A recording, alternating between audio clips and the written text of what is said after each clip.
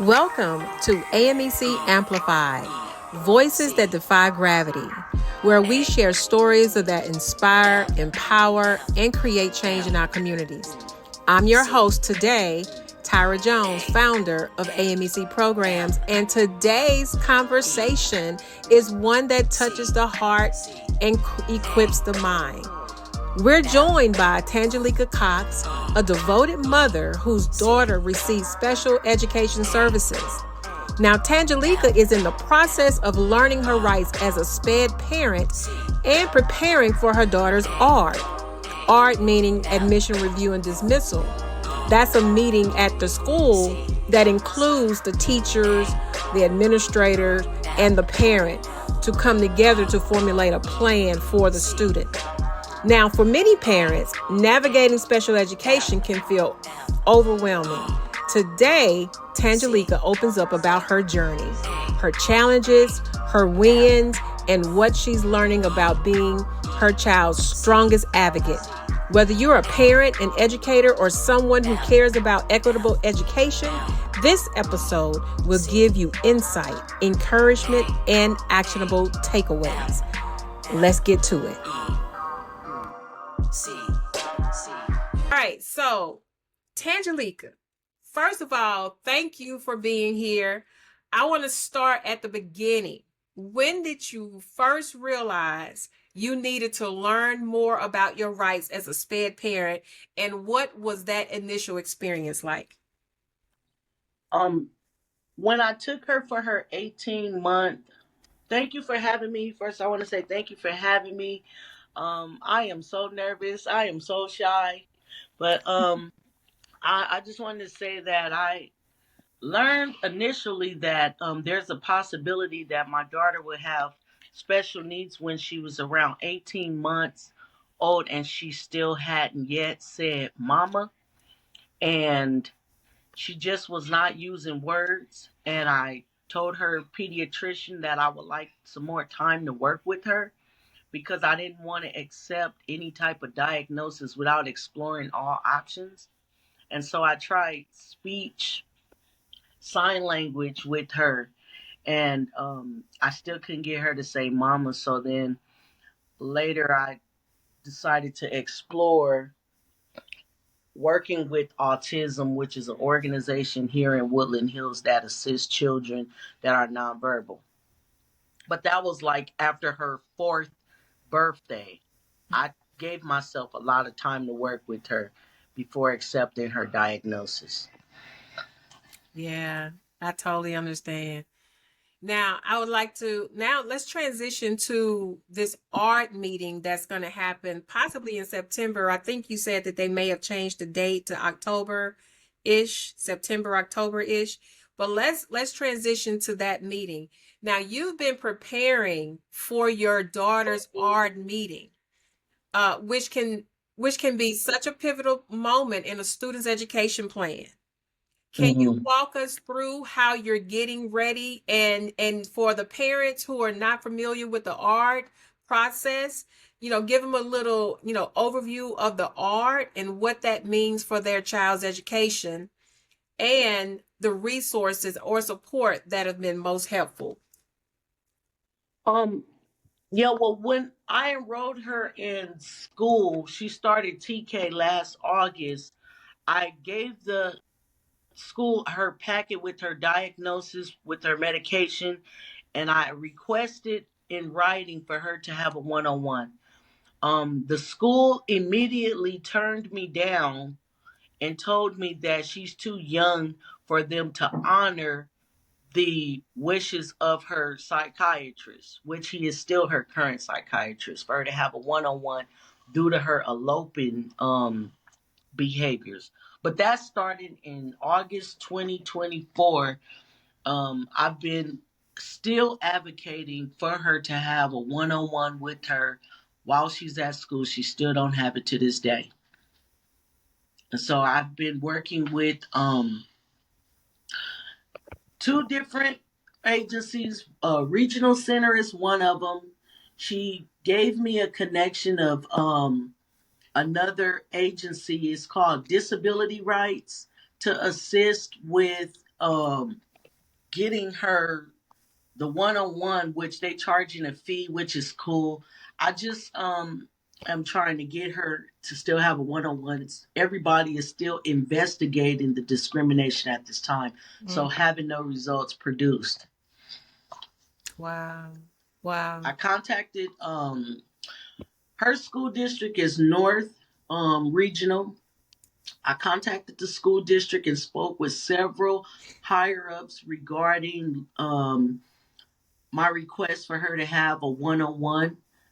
Nothing has still materialized. Even before summer break, I reached out to the school district, which I got a log.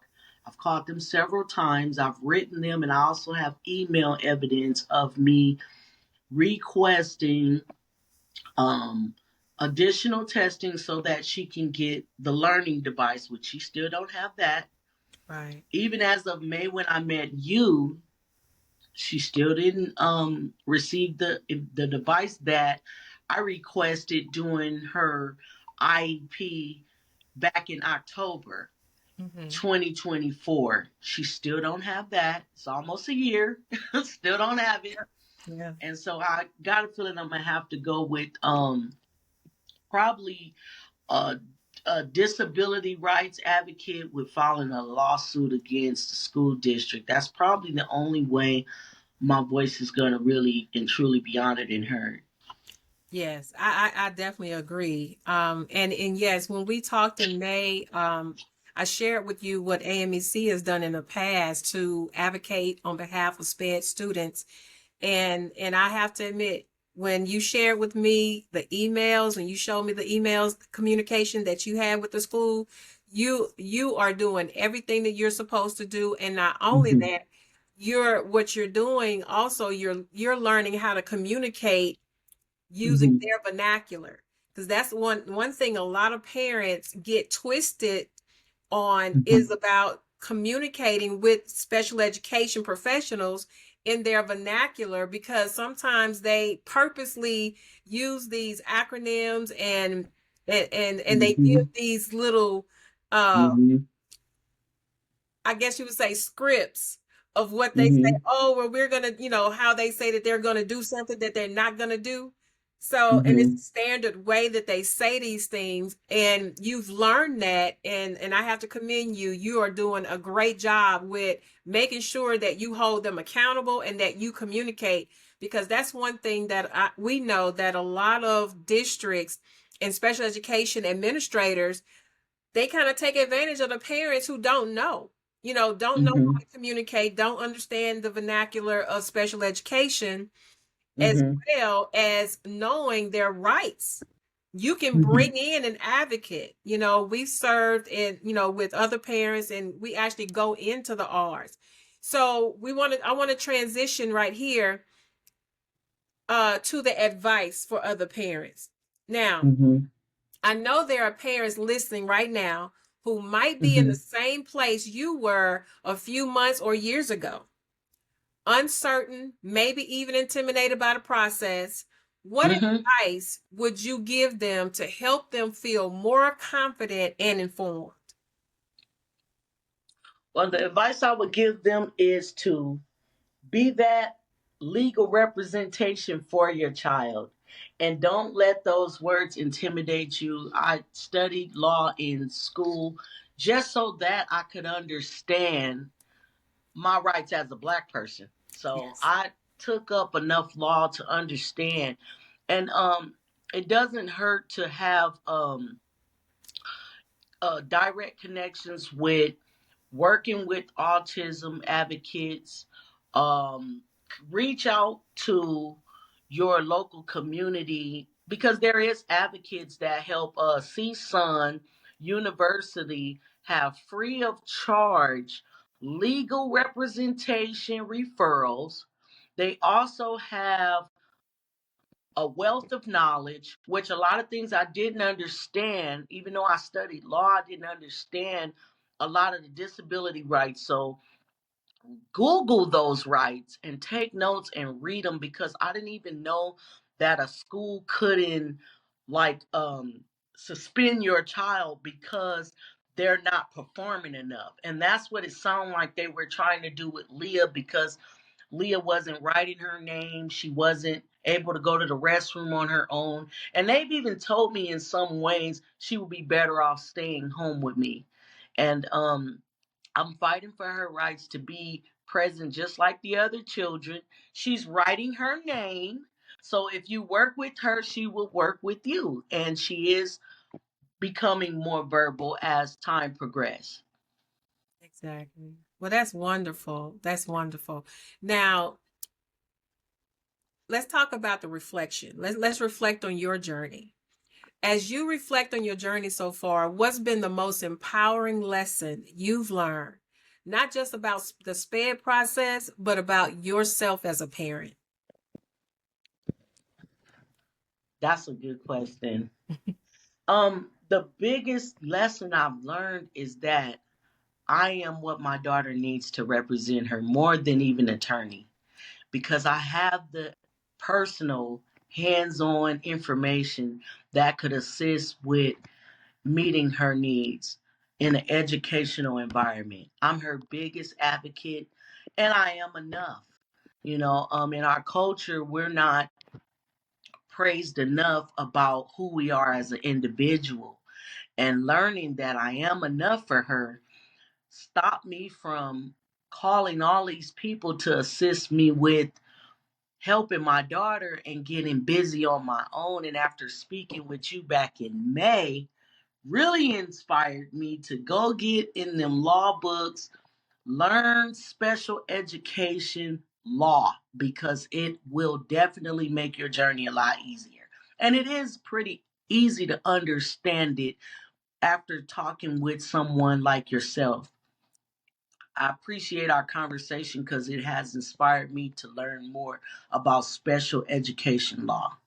Absolutely. Yeah, it's my pleasure. And that's really what we do. We're here to advocate for education across the Mm-hmm. board, and especially for the special education babies that deserve the resources. They've already been diagnosed to receive certain resources, and then they have the nerve not to give them the resources. Mm-hmm. One thing I will also share, another resource for parents, is go to your local university law school. There are Mm-hmm. law students who will help you on your case. I Yep. mean, because it's good practice for them while they're in law school. And Mm-hmm. that a professor may take you on who actually has a law degree, and Mm-hmm. actually, maybe use your case as a pro bono situation. And that way you have a team of Mm-hmm. of attorneys, or team of law students Mm-hmm. who are working on your behalf and advising you in the right way.